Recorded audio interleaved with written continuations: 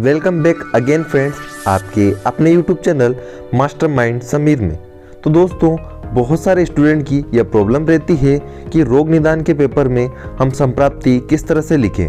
अलग अलग डिजीज़ की बहुत सारी संप्राप्ति याद करने के बाद स्टूडेंट के अंदर बहुत प्रॉब्लम क्रिएट होने लगती है कि कौन सी डिजीज़ की कौन सी संप्राप्ति थी, कौन सी संप्राप्ति के अंदर या किस डिजीज़ के अंदर कौन सा दोष प्रकोपित हो रहा था, कहाँ प्रसर्गित हो रहा था, किस दोष का प्रकोप हो रहा था।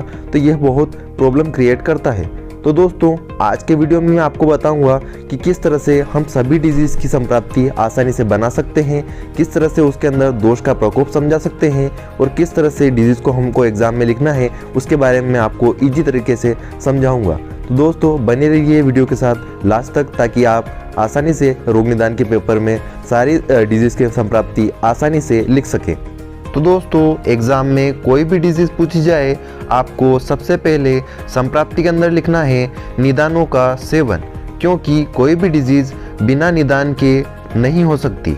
अब दोस्तों, आपको लिखना है वातादि दोषों का प्रकोप। यहाँ पर वातादि दोष का प्रकोप लिखने के कारण तीनों दोष के बारे में हम बता देते हैं। तो दोस्तों, यहाँ पर किसी भी डिजीज़ के अंदर जो स्पेसिफिक दोष प्रकोपित होता है उसके बारे में न बताकर हम तीनों दोष का प्रकोप बता देते हैं, क्योंकि कोई भी डिजीज़ हो उसके अंदर वात पित्त कफ का थोड़ा इन्वॉल्वमेंट जरूर रहता है। दोस्तों, अब आपको लिखना है कि दोषों का विकृत स्थान की ओर प्रसरित होना।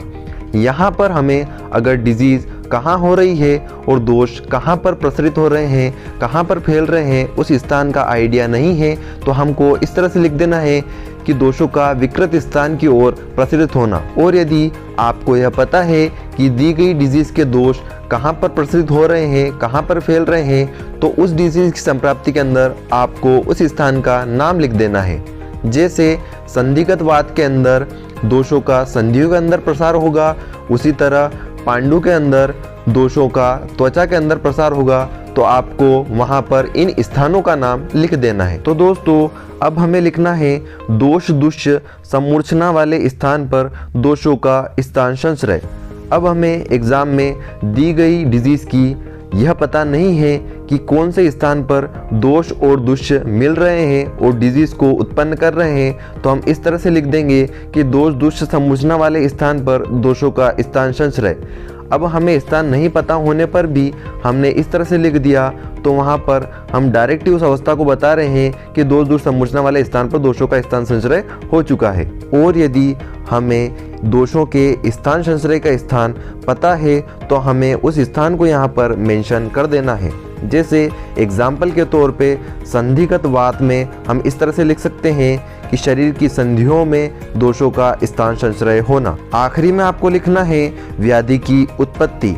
एग्जाम में जो भी डिजीज आपसे पूछी गई है, आपको उसका नाम लिखकर यहाँ पर उसकी उत्पत्ति बता देना है। जैसे एग्जाम्पल पांडु की उत्पत्ति, ज्वर की उत्पत्ति, कामला की उत्पत्ति इत्यादि। एग्जाम में जब आप संप्राप्ति लिखते हैं तो आपको हर इंडिविजुअल पॉइंट के नीचे एक एरो बनाना है, ताकि संप्राप्ति थोड़ी इफेक्टिव दिखे और आसानी से समझ में आ सके।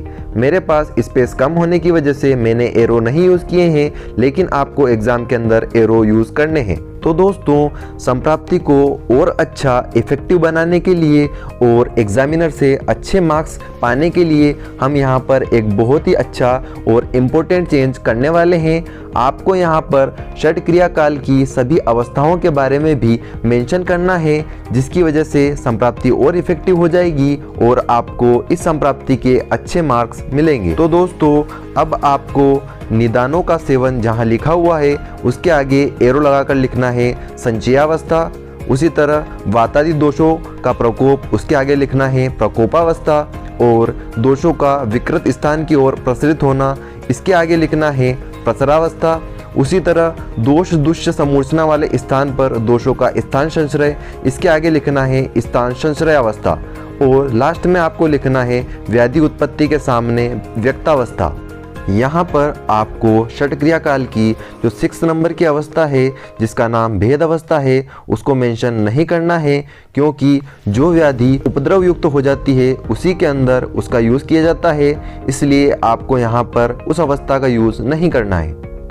तो दोस्तों आपको ये वीडियो कैसा लगा नीचे कमेंट बॉक्स में जरूर बताएं, और जिसने भी अभी तक मास्टरमाइंड समीर को सब्सक्राइब नहीं किया है तो प्लीज सब्सक्राइब कर ले, बेल आइकन को प्रेस कर दें ताकि आने वाली वीडियो की अपडेट आपको मिलती रहे। Thank you.